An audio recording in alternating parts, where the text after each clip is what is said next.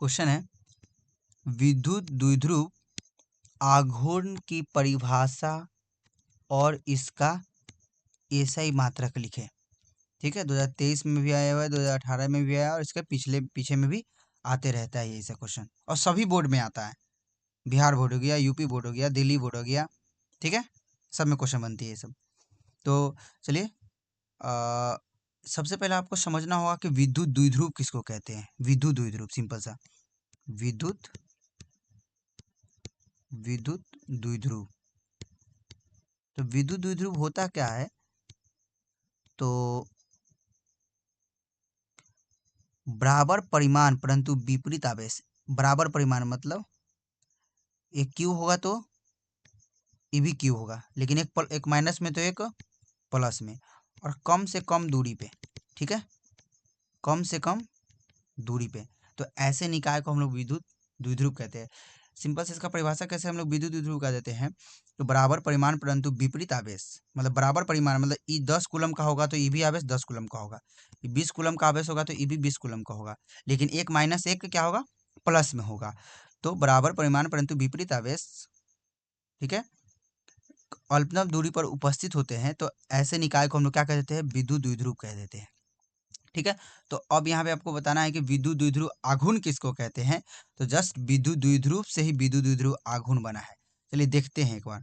ठीक है, तो क्या है, विद्युत द्विध्रुव आघूर्ण का परिभाषा देख लीजिए क्या होता है।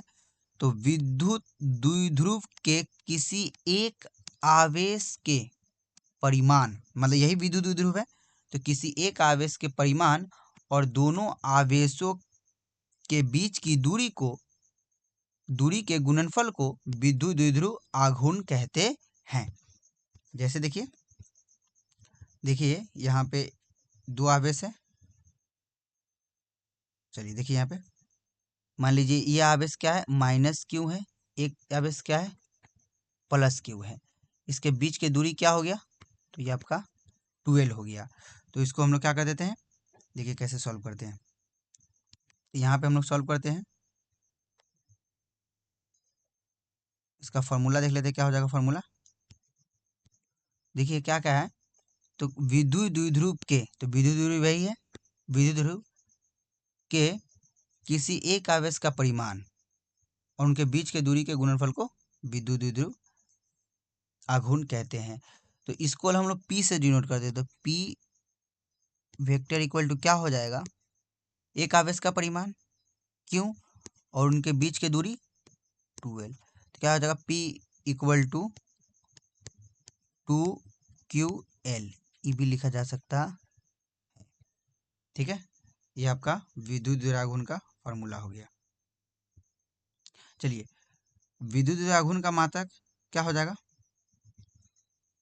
ये देख लेते हैं। तो विद्युत द्विध्रुव आघूर्ण का मात्रक फॉर्मूला क्या है, P इक्वल टू 2ql।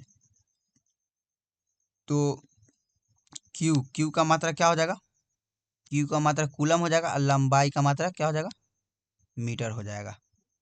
ठीक है, तो क्या हो जाएगा, यहाँ पे सेंटीमीटर मत पढ़िएगा, इसको पढ़ना है कूलम्ब